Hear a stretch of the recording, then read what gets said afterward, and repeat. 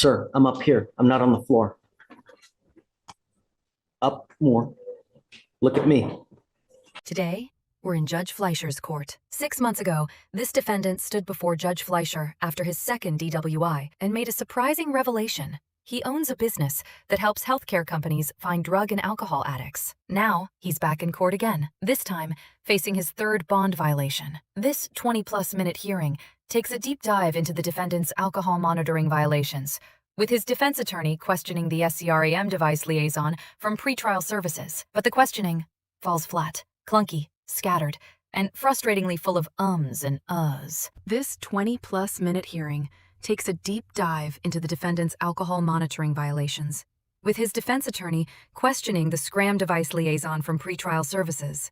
But the questioning falls flat, clunky, scattered, and frustratingly full of ums and uhs. With multiple violations on record, will Judge Fleischer's patience finally run out?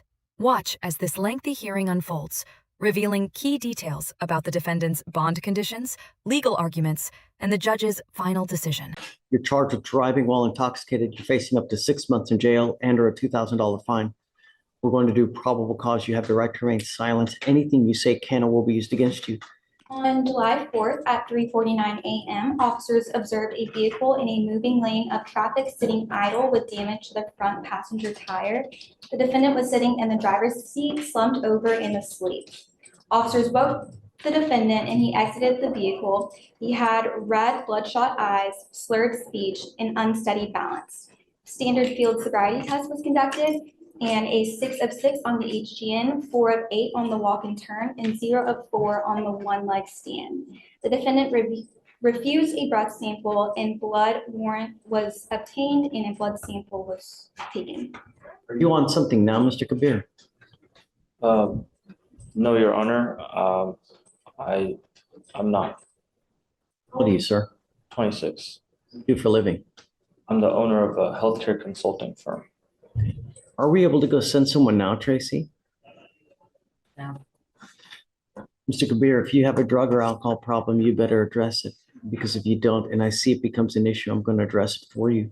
I promise you're not going to like the way that I do it. Do you understand? Yes, Your Honor. May I?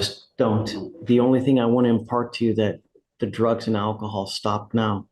I'm making it a condition of your bond not to consume alcohol or any illegal drugs. Do you understand? Yes, Your Honor. I'm going to randomly test you. If I find that you're consuming, I will revoke your bond and put you in jail. If it becomes a repeated issue, I will put you in a rehab facility. I don't want to have to do that. My only concern is public safety. Do not drive if you don't have a license, and don't consume anything. Do you have a Texas driver license? Do you have valid liability insurance? Okay, we're going to reset your case to give you time to hire a lawyer. There is a prior DWI from June of this year in Navarro County. Okay, I'm ordering you now not to drive any vehicle that's not equipped with an ignition interlock. Are you currently on probation or parole or any kind of, for a DWI now? No. What's the status of that DWI? Do you have an open DWI right now? No. Okay, I'm now going to put a condition of your bond that you're not allowed to be out past 9 p.m. to 6 a.m. I'm going to put a GPS monitor on you so I know that you're not out in the middle of the night. Unfortunately, because of the hurricane, we're not allowed to have people tested right now and I think that you're on something now, Mr. Kabir. I have bipolar and schizoaffective disorder. I have bipolar and... Then alcohol is not helping the issue, Mr. Kabir. It's only going to exacerbate anything. No more. Do you understand? Yes, Your Honor, at this time, I'm not on any substances. I take multiple medications for my mental health issues, but I'm not on any unlawful or illegal substances. I'm only on prescribed medications. Okay, no more alcohol. Do you understand? Yes. No smoking marijuana. If I test you for marijuana, are you going to test positive? Okay, don't. So GPS with a 9 p.m. curfew for now, until we know that He's not out and about in the middle of the night. I'm gonna have you now go to the jury. We're gonna have you sign a reset. After that, I will have you take your seat in the jury box and then we'll be back with you shortly, Mr. Kabir. Okay, how's this? I put defendant must find full-time employment. Why are you trying to leave? Sir, I was not trying to leave. I just need to use the restroom, so I wanted to request and ask the officer. I didn't want to disturb you while you were in the middle of session. Right, don't disturb me and you just can't walk out. You have to ask for permission. When you walk out, we issue warrants. Do you understand? I wasn't looking to walk out whatsoever. Okay, so tell me, you said you own a business. What do you do exactly? We help treatment centers, or we specialize in bringing in new patients into healthcare treatment centers, specifically alcohol and opioid addiction treatment centers. You have a monthly income from this. Yes, Your Honor. How much money do you make a month? Well, right now, the business is still in a growth stage, so we revenue, but I don't take personal income. I take a small amount of personal income, so you can say $2,000 to $3,000 per month as of current. Where do you live? At my parents' house. Yet you drive a BMW. Yes, Your Honor. The revenues of the business are over that amount. Okay, so you need a lawyer to represent you in this. And it would behoove you to get one really, really quick because one of the conditions on your other DWI is don't get in trouble and probably not to consume alcohol. Once this other jurisdiction learns of your new DWI, they'll probably going to issue another warrant for your arrest. So you need a lawyer to represent you and quick. So we're going to let you go today. And I'm telling you, no alcohol. Yes, Your Honor. You have an interlock that you're going to, within 3 days, you must get an interlock on your car. If I find that you have not put an interlock on your car, I'm going to put you in jail. And I'm going to tell you, with 2 open DWIs, I usually put bonds at around $25,000 in that time. So beware, you're skirting extremely thin ice at this point. Do you understand? Yes, Your Honor. I will contact the interlock immediately. I have the information for it, but I don't know exactly the date that they'll be able to install it. You must get it done within 3 days. What if the company is not available to do it within those 3 days? Well, then come back and let us know. Okay, but I'm not going to entertain any excuses. You also need a lawyer to represent you. So get on that as well. As soon as you leave here, start researching that as well. State, does he have a DWI open elsewhere to refresh my memory, please? Mr. Salinas, did he not have a DWI? He currently, yes, Your Honor, He has an open DWI where? in Navarro County. So we put conditions on him. I can't. Please, Felicia, The most recent ones, Judge, or there's been a few that we've amended over time. what are the current conditions now? The current conditions now are appear in court every time the case is set on docket, no new law violations. Install a IID device in the vehicle, no driving without permission of the court, no drugs, no alcohol. Plan to obtain a scram device, and to submit to drug and alcohol testing at the court's discretion. Did he have a curfew as well? No, Judge. He originally had a curfew, Your Honor, but because there were no issues with that, we had it removed. Okay. Yes. And so now our first bond violation report that we had was September 23rd, 2024. And in that one, he had been in lockout for failure, I guess, to pay. I don't know, which is weird because we normally always pay for all of them. A second bond violation report was filed January 6th, 2025.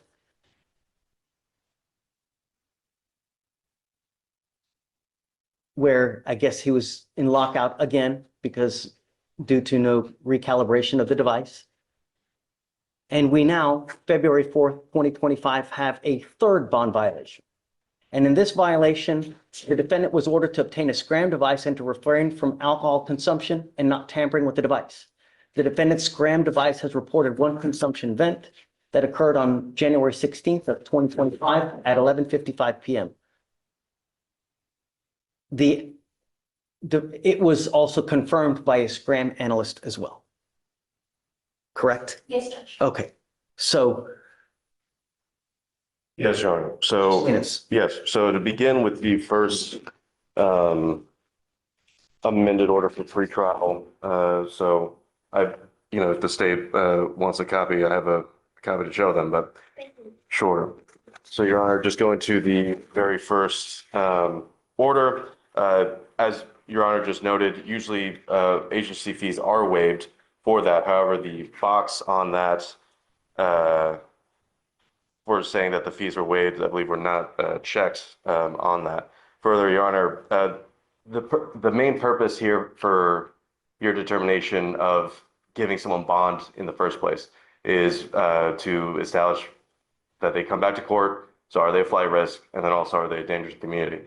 Now, Your Honor, if an interlock device is in lockout on a vehicle, it doesn't start. No one's driving that vehicle specifically. There's no way that they can. I can call a witness to testify that, but I know that you but that doesn't are aware of excuse you that. from violating the conditions. Your Honor, Are you justifying that because of that you can just? No, Your Honor, I'm trying to contextualize this because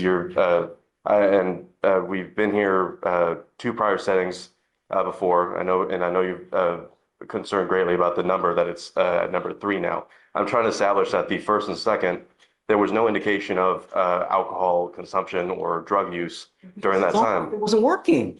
How are we supposed to know? And Your Honor, again, one of the two main points of determining what kind of bond, both the conditions and amount are, will they return to court and community safety? Here, my client who's being accused of DWI wasn't driving that vehicle. So it was impossible for him to be driving that vehicle, Your Honor. So I ask you to take that into account as far as public safety goes. As far as this latest bond violation, it's the state's burden to prove that my client violated his bond. All we have right now is a report by Scram, but no one is here to testify on behalf of. Well, we can call that, Your Honor, but Yeah. sure.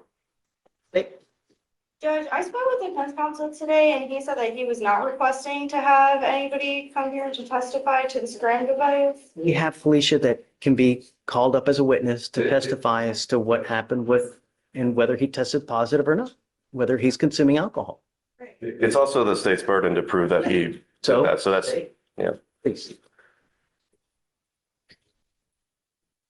Yes, Your Honor, we would call pretrial services, Ms. Felicia Charles. Okay, ma'am, would you please come up, raise your right hand? Do you solemnly swear to tell the truth, the whole truth, and nothing but the truth, so help you God? Yes. Okay, So you have first amended order and then second, third amended pretrial supervisions and then the fourth. So referencing the fourth amended order for pretrial supervision and bond conditions, what I'm showing you, do you recognize this? Yes. Can you tell us what this is and what are the conditions that are checked? These are, Sorry, could you repeat what you just said? sorry, I said I don't know if she needs that. It was an extra paper. Okay, I just want it on the record. Sorry. That's all right. Yes, these are pretrial bond conditions, and these are listed as appear in court every time the case is set on docket unless the judge waives appearance. No new law violations, install ignition interlock within the vehicle, no driving without permission of the court, no drugs, no alcohol, and then to obtain, we do have a curfew of 9 p.m. to 6 a.m. and then a Scram device to be installed. And so what we're showing you is what's been marked as State's Exhibit 1, and we'll tender this to defense for any objections. No objections. admitted as one. So in this case regarding the Scram device, can you tell us about that? Yes, so what exactly about? What is that? What's the standard procedure someone's supposed to do? Yeah, so a Scram device is ordered and it tracks the press.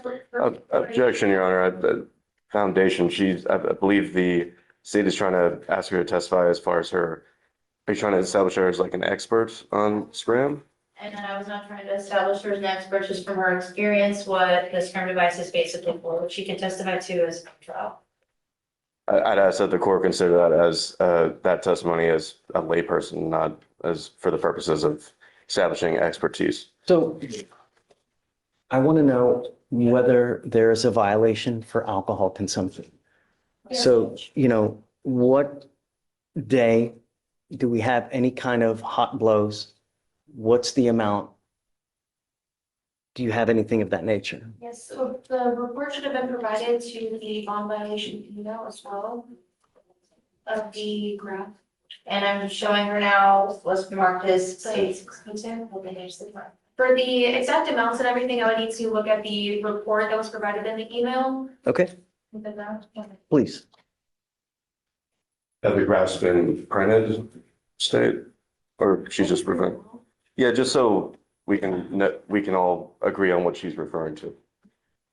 And now I'm showing you what we marked as states exhibit 6. Can you please tell us what this is? So this is a scram report sent back to us whenever the device information and data is pulled. And this is what the analysts observe for either tampers or consumption. And this is what they send us back if there is a confirmed tamper or consumption as per.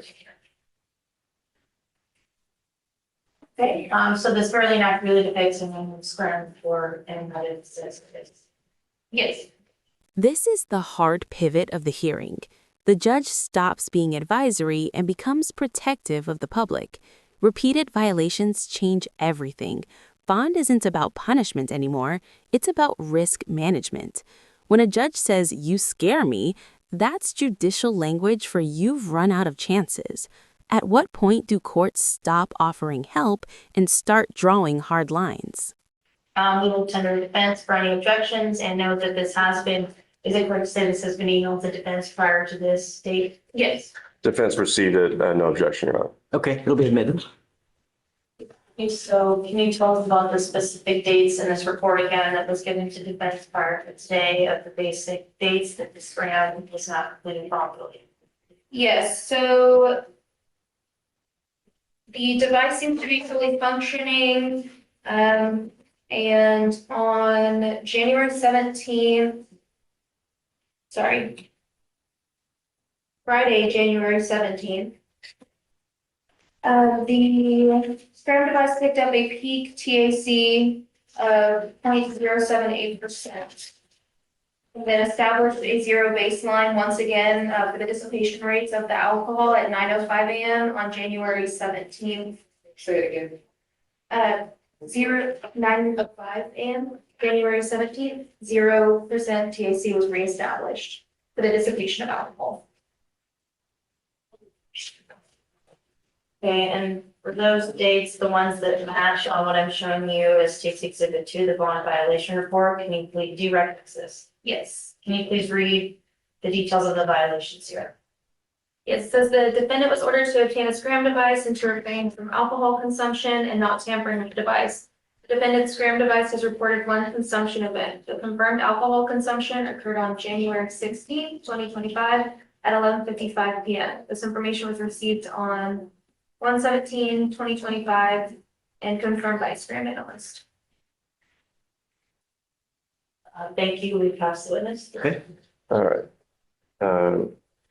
Good morning. I just want to, if you could turn to, I believe it was the State's Exhibit 3, I think, for the scram non-compliance report, the cover page.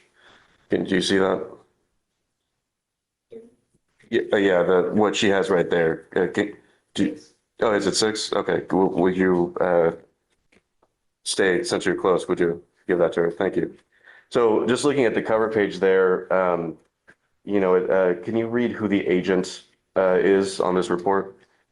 Justice Turner. Are you Justice Turner? No. Have you consulted with Ms. Turner about this report? Through the emails, yes, for the bond violation report and the. What exactly did those conversations include? The entire. So that was provided. let me, sorry, that was a poorly phrased question. I'm sorry, No, I don't understand. that's my fault. Don't worry about it. My question is, did she consult with you when compiling this report? Would you be more specific? Did you help in the assembly of this report? No, Okay. Have you ever assisted or aided in the assembly of a SCRAM systems noncompliance report? no, no one. No, no one in the department does. Okay. And do you have any sort of, have you ever worked for SCRAM systems? No. Have you ever had any special training in SCRAM systems? Yes. What is that training? I actually met with Ronald Grant from Sentinel, the regional representative, about maybe 2 months ago Mhm. to get an advanced knowledge of this device. This is one of the very few devices that I do have advanced knowledge in, but And not expertise. Sure. And what exactly did this person teach you? We went Briefly. through how to read the graph, kind of how to establish consumption versus a tamper, Mhm. environmental factors versus consumption, et cetera. Okay. So during that training, did you ever actually look at a physical device, the SCRAM device? No. So you didn't do any like live experiments where, like, for instance, you put on a SCRAM and then, drank alcohol to see how that works? No. No. Okay. And as far as Mr. Kabir's SCRAM device, have you examined it prior to this hearing? Me personally, no. Okay. And so is it fair to say that you've been thoroughly trained on the theory of SCRAM device and alcohol detection? What do you Is that fair to say? That let me rephrase that. So you don't have any actual technical experience with how the SCRAM device detects alcohol in someone's skin. Is that fair to say? think? I don't want you to think. It's a yes or no. I still don't understand. I'm trying to understand too. Do I not understand how a SCRAM device works, or have I not for myself? And Sure. So, this is pretty, is it fair to say like the science is kind of advanced here? Like when you received your training, did you have the personal opinion that that was advanced science that you were learning about? I believe so. Okay. And you don't, so basically it sounds like your training, and, correct me if I'm wrong here, your training was mostly so you could be able to make sense of what a report says and not necessarily how the actual device itself works. Is that fair to say? Partially, yes. Okay. What's what am I We partially did go wrong about? over, yes, reading the graphs, but then also what kind of would entail, what would mess with the device. Okay. Essentially, as well with tampers, environmental factors with that, makeup Mhm. or placing something between the skin, how things are worked around with the device, how people evade from, having the correct reading on the device. Sure. And so that's, you basically learned that all in theory, right? There were no like, withdraw that question. So I'm just saying there was no like actual, you didn't look at any studies. Did you read any studies when you did this? Okay. I actually met with him due to another case. I wanted to further understand it, so we examined Good. the report for that. Well, And also reviewed some of the peer reviewed articles. Well, that's great. I'm glad that you want to, a lot of people won't, they'll just kind of do their jobs, right? I'm glad that you want a further knowledge, but what I'm trying to get at is it's fair to say that knowing how something works in theory and actually examining the actual thing itself, the practicality of it is different, right? Do you agree with that statement? Yes. Okay, so without actually having examined in your own personal observation, how a SCRAM device detects alcohol in someone's system, it seems that, is this fair to say that you're very, very well versed on theory, which is probably more than some other people, but not necessarily on the practicality of detection? Question asked and answered. Okay, just, let's go. All right. Just ask the question. I don't know if that was an objection or sustained or Let's just overruled. move on. I mean, we're here to see, is there a positive blow or not? She's testifying that there was. Sure. I'm just saying that all right, I'll make my argument in closing. I don't have any further questions. Thank you. Okay, closing. Or wait, hold on. Anything further from the witness? Two very quick questions, Your Honor. So do you get notifications if the scrum device has been tampered with? Yes, we get notified of tampers and consumption events. And you get notifications if it's been cut off? Like, just what's been going on with the scrum device? You get those notifications? Yes. Okay, thank you. No further questions. Matt? No further questions, Your Honor. Okay. Thank you so much. Okay, argument. So, Your Honor, this is a pretty basic, simple case. The bond violation report is evidence the defendant was ordered to obtain a scrum device and to refrain from alcohol consumption and not tampering with the device. The defendant's scram device was reported on one consumption event. This happened January 16th of this year at 11:55 p.m. And this information was received on January 17th of this year at 5:18 a.m. And clearly, there were up to 4 amended orders for pretrial supervision and bond conditions. It was obvious which the defendant was supposed to do, and he directly violated their order, was evident by the pretrial services and bond violation report. So it's pretty clear here that we would be asking to revoke bonds in this case. And we would just like to urge that this is a fair and convincing standard, as I already know, Judge, and it's not beyond a reasonable doubt. I don't think that we need a scientist here to prove that the scram device is a device that can be detected. Okay. Yeah, Your Honor, I agree with State insofar as this is a simple matter. Where we disagree is, I think a scientist was needed. I think someone who actually has the technical know-how of how this violation report came to be. The state did have that standard of clear and convincing to prove that my client violated this. So far, all we have is a piece of paper that is, at least for right now, is supposed to have been prepared by someone else who is not here to testify. There's no ability to cross-examine them on their expertise, on any notions of false positives, on any issues that a technical expert would actually know about the device. And without that, Your Honor, I think it's very clear that the state failed to prove their burden of proof that my client consumed alcohol. And I would ask that, Your Honor, again, not revoke the bond, keep it as is. My client's here. There hasn't been any warrants for his arrest issued since he's been coming to this court. And in the allegations itself of the underlying offense, there is no allegations of injuries or accident to persons. So again, just taking into account that you need to take into consideration flight risk and safety of the community. Nothing that's been established here in this hearing or outside of this hearing should lead the court to believe that my client is a flight risk or a danger to the community. And with that, I'd ask that you not revoke the bond, Your Honor. And Judge, these devices are used. Say it again. These devices are used all the time. Well, their use all the time is Just so- irrelevant to needing an expert to testify on that. Absolutely. I absolutely appreciate your tenacity. I have done everything in my power not to revoke his bond. He is on bond for a DWI in another county. He picked up a DWI here. He's had not one violation. On the first violation, I didn't take him in. He had a second violation. I didn't take him in.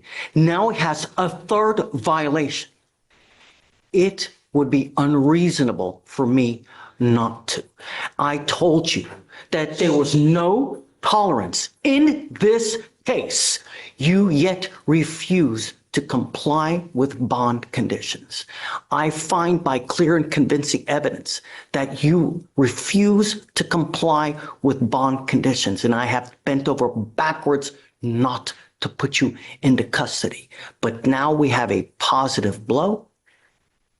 We have someone who has testified to it, and I believe it. So I am now revoking your bond. He goes with you. When we have the positive THC or stuff. He had a positive THC, right? Yeah, As well? that we sent him earlier this week. He also tested positive for THC. marijuana as well. Well, Your Honor, Here this week. that wasn't, are we still on the record then? On the, okay. Well, I would also want someone to come testify about that, Your Honor, but you know, that I'll make, I know, but I know you already made your ruling, but I was ready to testify on that because they don't have anything on chain of custody on the test itself, on whether it tests cannabinoids, which Delta 8, hemp. There are a bunch of things that are THC related that could pop positive for THC that aren't THC. Regardless, we admonish him not to put anything in his body that doesn't have any Delta whatever. Regardless, it's number 3, goes with you. Off the record. Sorry. Thank you. But I just can't, with an open DWI and a third, that's it. I can't just keep doing it. You know, at some point I become an enabler and I can't do that. I can't keep doing it, you know? So. Well, I mean, Your Honor, I understand you're revoked the bond. Would you consider raising it to? Well, I am going to raise it, right? I'm going to raise it to 7503 now. Well, and look, I'll just, if you could take this into account, Your Honor. This is a hired client. You know, he has every intention of taking this case to trial. So I would, you know, just, I'm not Chief Your Honor. So if you could keep that into consideration on that. It's, you know, and it's I understand. representing him in Navarro too. No, I'm in touch with his counsel there, but no, I'm not representing him there. Okay. Yeah. But tell him this, that he's lucky that they didn't revoke him on the first 2 cases, considering that he has an open, you know, really, because, and I'm telling you now, I don't know how I didn't, but I can't just keep doing it. I can't. 75.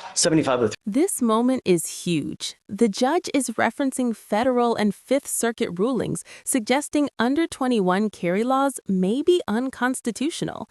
That's not common courtroom drama. That's real constitutional tension playing out live. Notice how fast the tone shifts? This case goes from possible jail to likely dismissal in seconds. Do you think lower courts should follow higher court guidance immediately or wait for the law to fully change? So you're charged with unlawful carrying of a weapon. You are facing up to a year in jail and or a $4,000 fine. We're going to do probable cause. You have the right to remain silent. Anything you say can and will be used against you. Shh. You have the right to have an attorney present. If you cannot afford one will be appointed to you, sir. Yes, Judge. On February 5th, 2025, the officer responded to a suspicious person with a weapon on 5900 Gulf Freeway. The officer made contact with the defendant, who was 17 years old. The defendant advised he was inside Jack in a Box while brothers were selling waters outside. The defendant saw a male rushing at his brothers with a knife, pulled out his gun, and pointed it at the male while telling his brothers to run. The officer performed a search on the defendant, locating a 9mm Glock 19, and the defendant advised he bought the gun from a friend for $150. I mean, Yes, Judge. In this case, the officer was going off the fact that he performed the search because he indicated there was a firearm. So he's going to the defense of others. Yes, Judge. It's another person. And it's just the way this is pled is because he's underage. He's below the age of 21. That's the way it's pled, Your Honor. You hear this? Hold on. I'm going to go yell at somebody. Hold on. Don't know what's going on. Hi, Judge. Is this young man charged with unlawful carrying of possession for being under 21? Correct. Hold on, I've got a kit. Here's the GPS But I'm memo. more concerned about the defense of others. Did you hear it? I mean, No, hold on. hold on a second. Here's Wait a minute. GPS. Let me give you a lawyer, Mr. Yeah. Oh, I volunteer. I volunteer representation. Yeah, Give me a record, can you fill that out? please? I will do that. But here's a GPS memo saying that it's Hold on a second. unconstitutional. You know, representative gentleman? Oh, hell yes. Here's the Fifth Circuit saying that it's unconstitutional. Here is the United States District Court, Northern District, saying it's unconstitutional. Here's a motion to quash information. I'll just cross out the name. Great job. Yeah, I had to get in this fight yesterday and I'm teed up. Here you go, Mr. Tito. Thank you. Judge. I was is there gonna, a PC? yeah, look, you gotta be very careful. You know, God forbid something happens where you really dig yourself a hole. I'm gonna find no probable cause, but really, you have to be very careful. You know, sometimes you make a decision in life and it can really have consequences, all right? You know what that means, right? Are you in school? It all starts with school, man. You got to get back into school. This is not a good way to go through life at 7. The more schooling you have, the more money you're going to make. Knowledge is power, my friend. Do it. Make something. Make me proud, please. Yeah, yeah, I'm talking about. It's gonna get dismissed. Mr. Egan. Be careful, friend. Yeah. Yeah, literally have all that on because I have a case in another court. I was gonna find no PC anyways. So Right now, I consider. there's nothing for you out there. Let me express my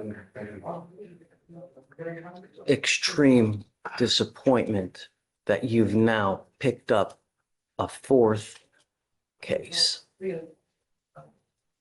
Cannot tell you how disappointed I am. With us in October, terroristic threat. 2 weeks later, another terroristic threat. 2 months later, a reckless driving. And now you've picked up a felony evading in a motor vehicle. Can you tell me what happened in the latest case, please? The evading, Your Honor? Please. Yes, Judge. So in the evading, it was on February 7th, 2025, and the officers observed a vehicle driving recklessly on Mason Road and initiated a traffic stop. The vehicle proceeded to drive at a faster rate of speed and changed lanes when unsafe through moderate traffic, endangering other drivers. The vehicle evaded for approximately half a mile and ultimately entered a parking lot and parked the vehicle behind a restaurant on Mason Road. And at that point, the black male wearing a bright orange shirt exited the vehicle to the driver's door and ran through a large tree bush and evaded on foot. And it looks like he continued to evade, and he was approached as he ran on foot, moving across all lanes of traffic, ultimately coming to a stop due to him slipping and falling. So after evading for half a mile, he just ran on foot, Your Honor. Judge, I know that that's not our case down here. My assumption, this is a broad assumption, is that perhaps given Mr. Jenkins's recent run-ins with the law, maybe those cops are familiar with him in that area. I don't know, it didn't articulate how he drove recklessly for the initial stop, but I think Mr. Jenkins maybe has some, I think he expressed to me that he thinks he's being treated unfairly. Yeah. So I don't think he was doing this out of his own safety. You now have a fourth open case. You know, sometimes we have to protect people from themselves because they are their own worst enemy. I think that you're a danger to the public. You refuse to comply with bond conditions. You have a reckless driving with us. You were ordered not to drive recklessly, and now you've picked up an evading in a motor vehicle.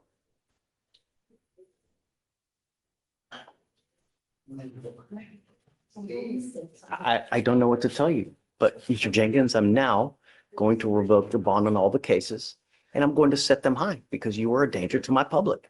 And I've told you over and over and over and over, if you endanger my public, there's only one thing I'm going to do. So now I'm going to set each of your bonds at 10,004. I am now taking away your privilege to drive. You will be signing an affidavit with me today promising me you're not going to drive, Mr. Jenkins. And I'm going to tell you that if I find, because I don't know if you're going to bond out, you know, your now bonds are going to set about $40,000. So if you do bond out,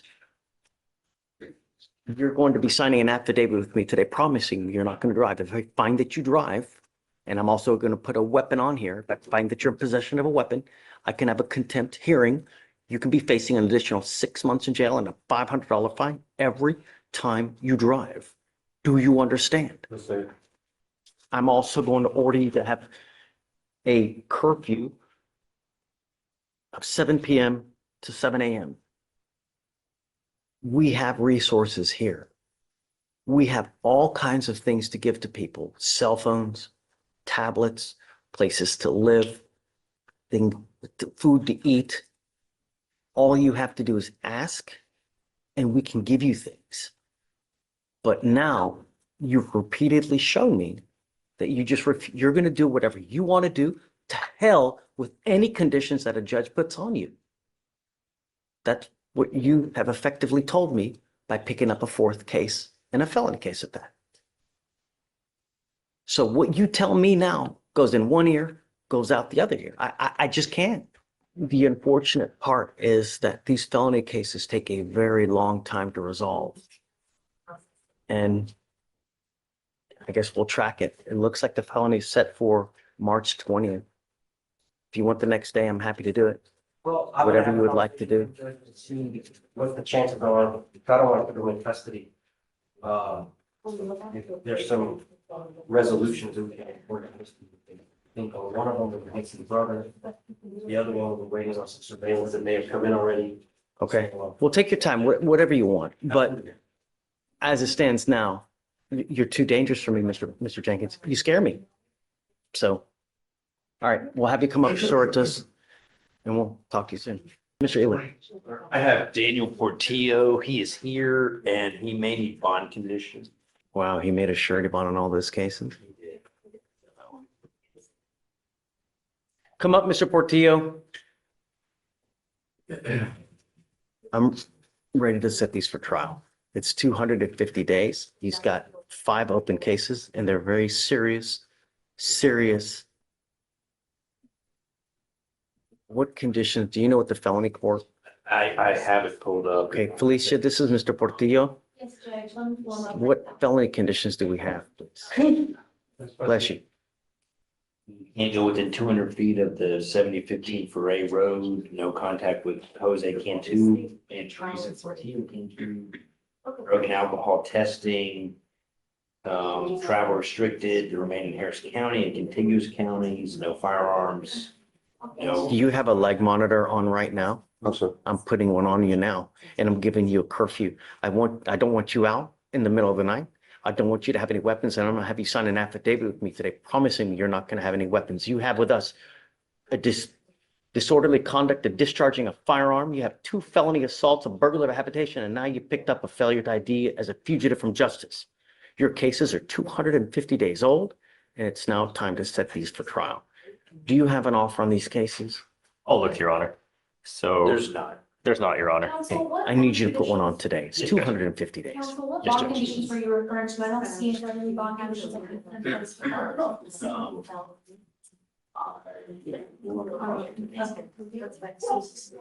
And are you looking at the motion for bond conditions or the file bond conditions? Because I currently don't see it. It's 1875 Yes. 107. Okay. Order for pretrial. Yeah, absolutely. Okay. Judge, so you would like to match and add a GPS today? Yeah, and I want to put a curfew, Yes, Judge. 7 p.m. to 7 a.m.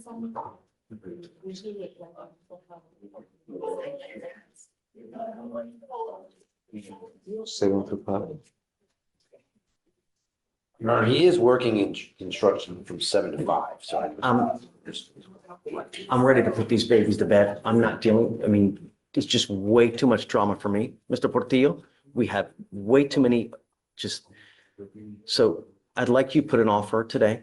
Yes, Judge. I want you to speak with your lawyer to see if that's something that you guys, if not, I'm setting your cases for trial today.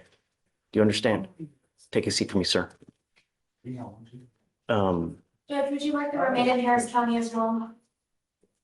Yeah. I have quite a bit of history with Mr. Portillo, not only with the 5 open cases, with other priors that we have had with him. And so let's see, can you put an offer on the cases? Let's see what you guys want to do and then come back and just let me know. Please. Armstrong? and I just got discovery today on the new one, so 250 days. well, the you new one just is, got the new discovered. one is from December. I mean, there's everybody else. Okay, I'll give you one reset. Okay. I didn't realize that the case is from December. I was looking at the first one where it's from 2023. So I was appointed December 19th, so this is really, okay, I'll give you a setting. okay. Just way too much drama for me and just too much. And it's time for, He does have I think, felony on March 12th. So could I do it maybe after that to see, you know, and then if it's done At resolved. that setting, when we come back, I mean, is discovery complete on the failure ID? On the Feldo ID? Let me see, Your Honor. I mean, I just talked about it. Yes, Judge, discovery is complete on the Feldo ID. Okay. It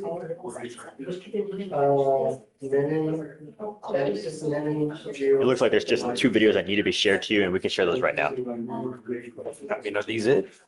Because there's also these 2 that just popped up. Okay, So, yeah, okay. we'll make sure those are shared too. Mr. Portillo, come up.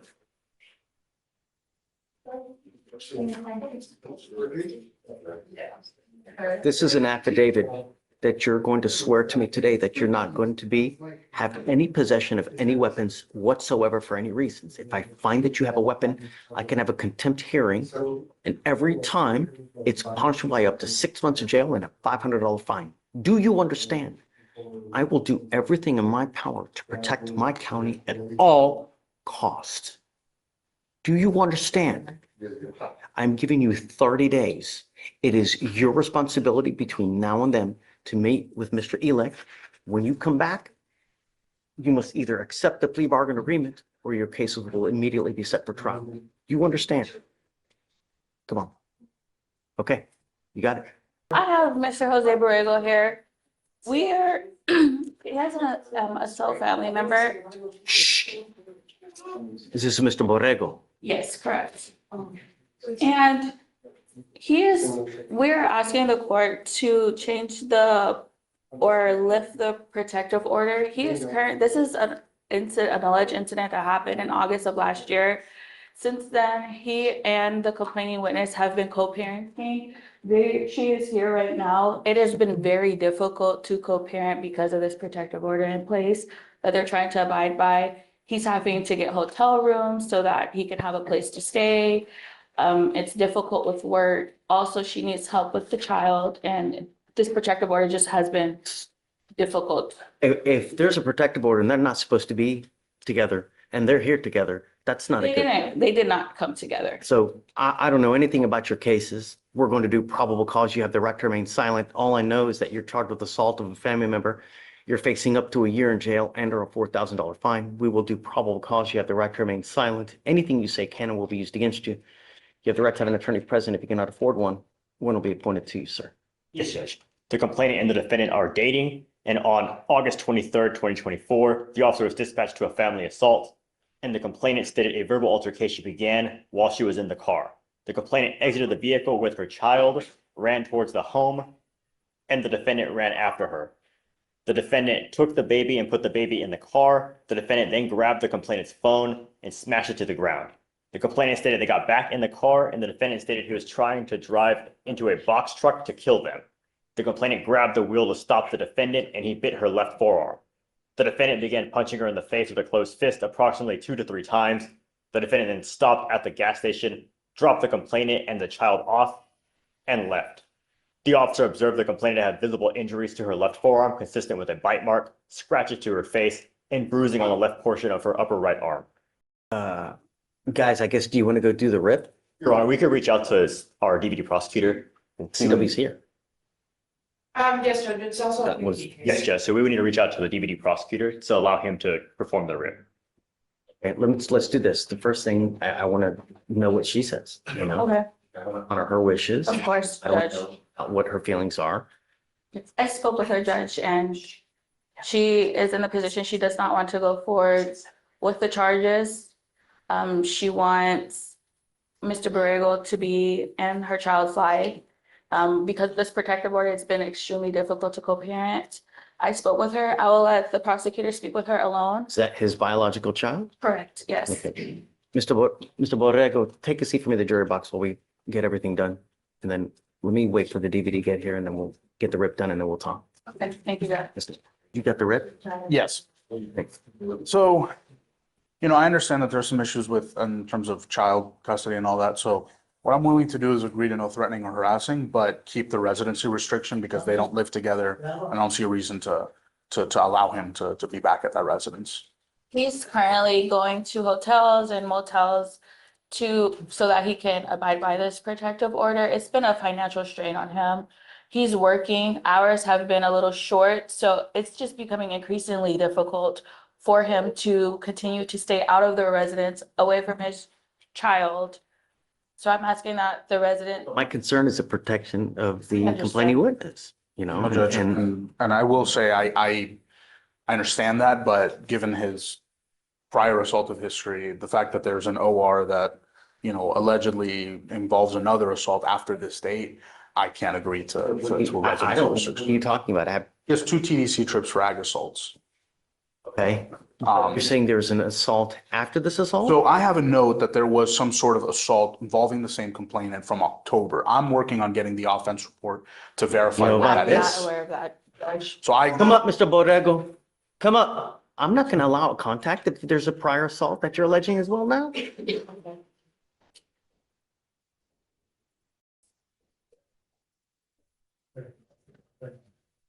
Yes, sir. 95% of the people who are in jail now are there because they have no self-control.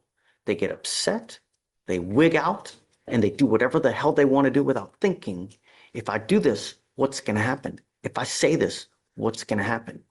The idea that we have these orders in place are so that nothing else happens. The last thing we want is more mayhem and bloodshed on our streets. I mean, every single day we have someone dying on our streets because of no self-control. They're alleging that there's a prior assault with the same complaining witness. I get it. I know that you say no. I get everybody. What do you think? If I had one strand of hair for every person that said that, I'd have a beautiful head of hair. But I'm here to protect every person in this county at all costs. And they're saying you have this assault now. They're alleging so I don't want any contact. I will let you talk to your lawyer. You guys can hash this out. So hold on. I don't want you to talk here. You guys go out there, take your time. There's no rush. We have a lot of time to work things out. But if I have you charged with assault and they're saying that there's a prior one, it's just not going to happen. I get it. You guys talk, but I don't want you to have contact with this person. Don't. If I find that there's a protective order in place, you have to understand that an assault, you pick up a VPO, a violation of protective order, it's one of the worst cases. We can have a hearing to hold you at no bond when you violate condition on these types of cases. You guys go talk, see what you can do about explaining, but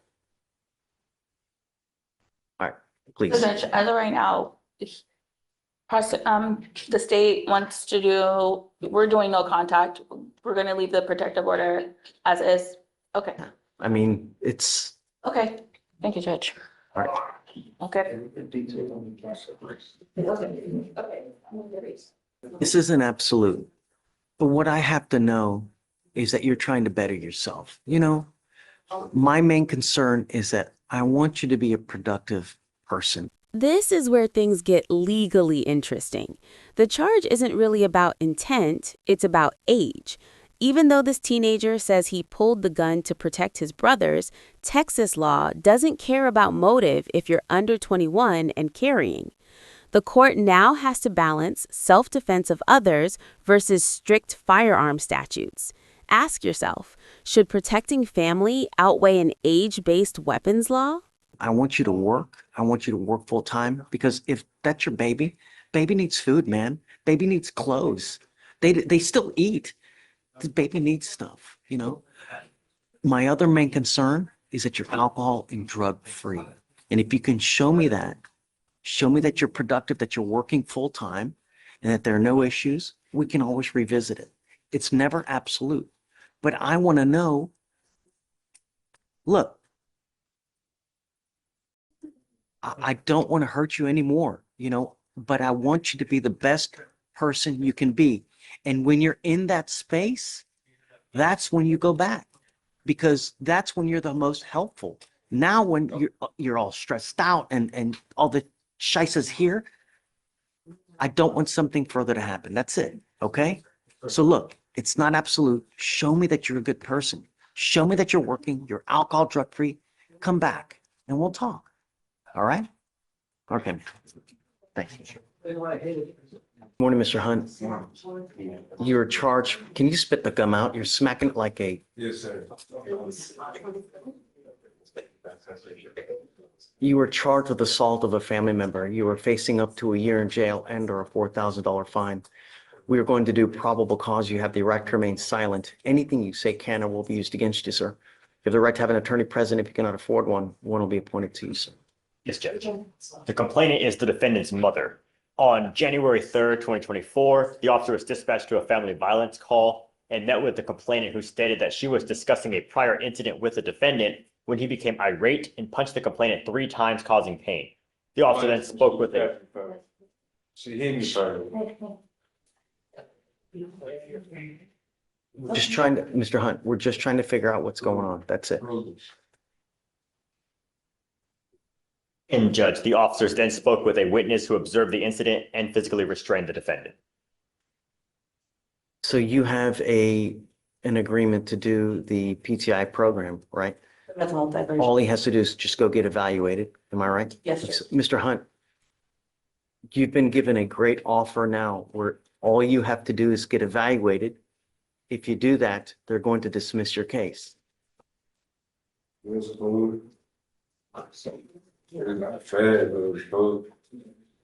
All they want you to do is speak to someone and they're going to dismiss your case. Is that not fair? That's fine. Do we know, have you reached out to the complaining witness to see, is he currently living with complaining witness? Do you know? Let me see. I'll read the RIP notes, Your Honor. So we don't, I guess we didn't ask whether they live together, but the complainant did tell us that she's fine with no threatening or harassing, as she wants to be in contact with him. Is he living with mom now? Okay, sir. Is the complaining witness his mom? The mother. Okay, yes, the mom. He is, but she's very involved in getting him his treatment and providing a stable home for him. So Okay. we would ask that it would be no threatening or harassing as well.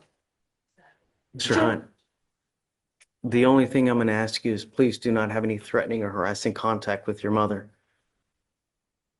Do you understand, sir?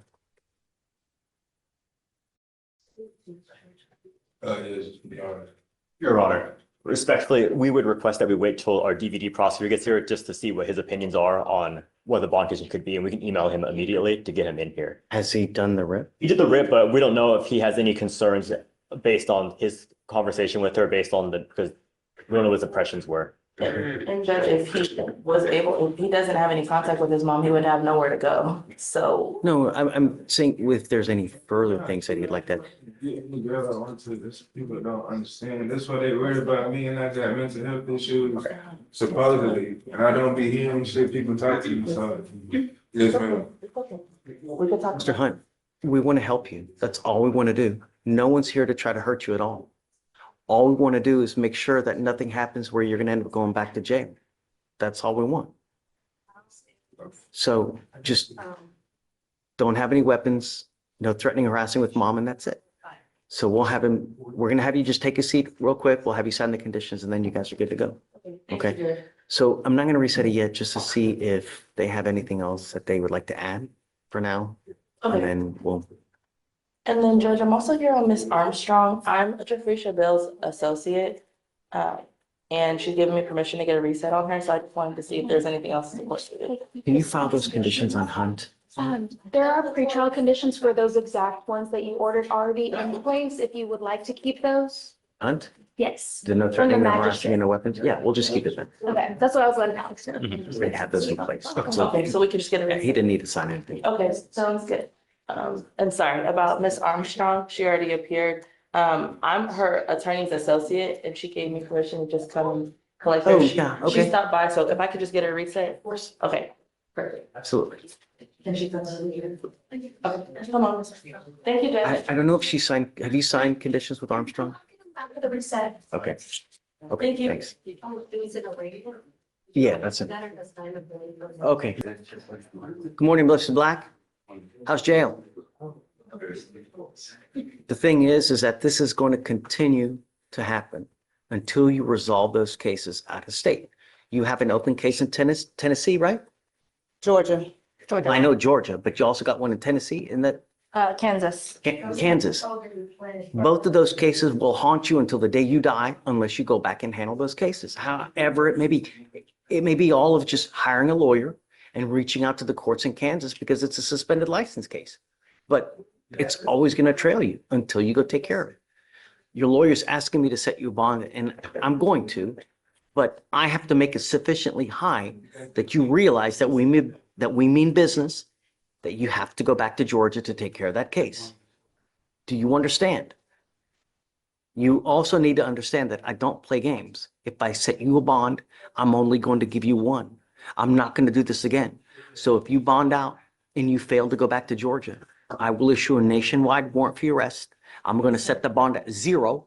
And if you don't go back, I set it at 0. I'm going to get you back. And this time I will hold you until Georgia comes and gets you. Do you understand? You have one chance to make this right. So what's the bond amount? Ask for $500. Judge Fleischer, we're asking for a high bond or no bond, 5 figures. That's what Day is requesting. What kind of bond can you make? Actually going through cancer treatment right now, so that's the reason I really need to get out, so I can do my treatment. I don't know that. How do I know that? How do I know you're not just saying that? Regardless, you have to go back to Georgia. So I didn't know I had this. Over my head, so. what kind of bond can you make? I would pay, I'm gonna be able to pay. I'm good at 1,000. If you want 1,000, I'll give it to you. But I'm not going to play this game, Mr. Black. So this is an extremely low bond. If you don't go back, it's really not going to end up well for you, especially if you have if you're undergoing treatment for cancer. Because understand that if you don't go back and take care of that business and I have to issue a warrant for your arrest and we get you back, you're probably going to be sitting months in there waiting for Georgia to come get you. You understand? Okay. I'm set about $1,000. Thank you, Judge. And did you tell? Yeah, you have 2 weeks from the date of your release to go turn yourself into Georgia.